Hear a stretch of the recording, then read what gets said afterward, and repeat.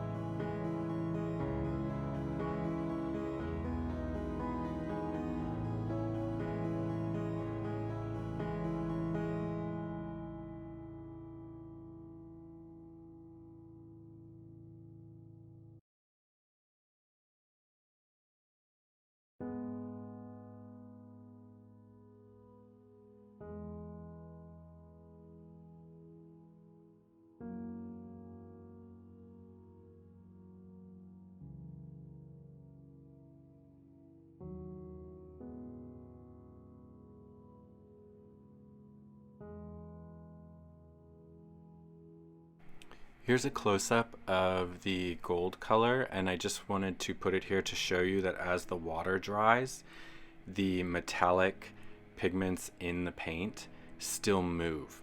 So if you're doing this on a slanted surface, your metallics may settle to the bottom of that area.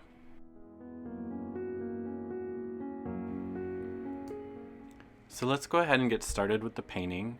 I just did a quick sketch freehand. I didn't reference any photos, but I wanted kind of a anti-beauty Eastern European female figure for the portrait, and I wanted to do really light colored green eyes. She's going to be Caucasian with a shaved head, and just the tips of her fingers because she's holding a cigarette. And where the smoke is leading from the cigarette, I thought that would be a great opportunity for me to implement some of the other colors that weren't necessarily going to fit in a portrait.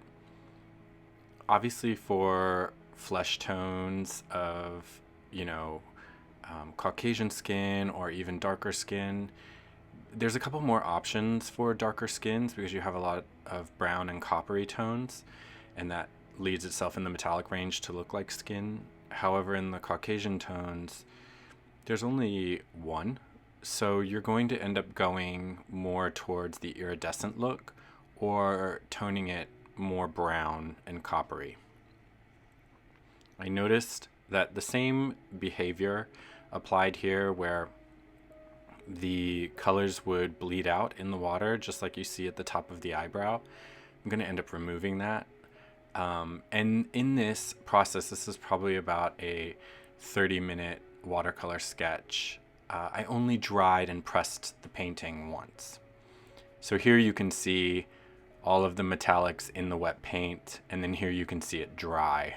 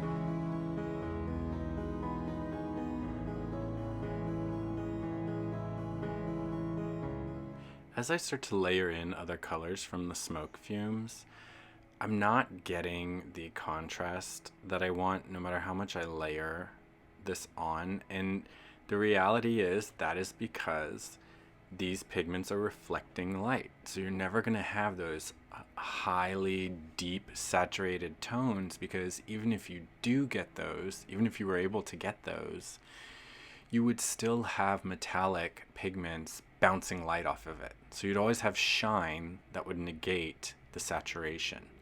So it was at this point that I decided I needed to go deep and dark with the background. And this wasn't something I was expecting to do, but I thought it would help make the colors pop off a little bit. Because overall, these pigments, if they are all a silvery metallic, except for in the shifts, that means your entire painting is always going to have a silvery gray metallic overcast on it that catches light. So I don't know if these are necessarily great to paint in full. I think they're great to accent. I also think they would be wonderful for calligraphy and illuminated manuscript, or like in makeup, adding highlights to really pronounced areas that you want to add a lot of dimension to. But you just have to remember that it's going to take this silver cast to it, and that may be not what you want going into your piece. So I definitely suggest that you try these out and make color cards on different color types of paper, especially on different skin tones if you're doing portraiture, because you may end up making your figure look sick.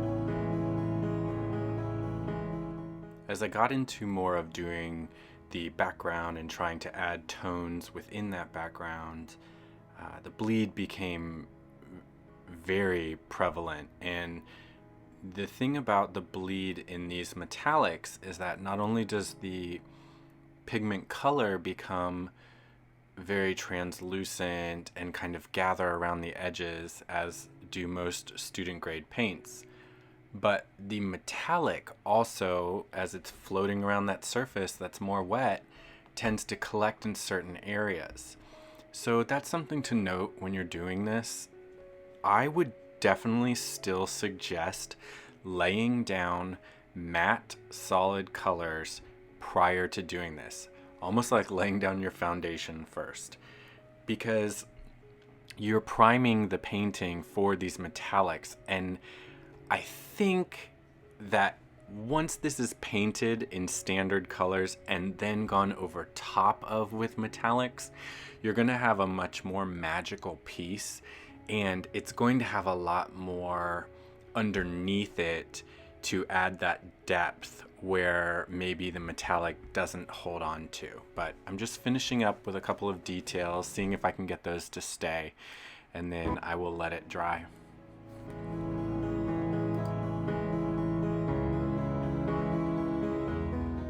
So here's the painting in indirect sunlight. As you can see, it's all very muted and very gray. And as I take you in closer, you'll see the difference between the metallics and the shift colors. One of the shift colors being the purple in the ear. So you'll see how that iridescence comes out and changes color. And then you'll also see what happens to the visual when I tilt the painting to and fro in front of a light source. But I hope this helps you consider whether you want to work with or purchase these paints. They are definitely fun, just like normal watercolors are, but they are more temperamental. So I hope this example has helped you figure out whether you want to actually dive into this or not. But thank you guys so much for coming by, and I will upload some videos soon. Thanks.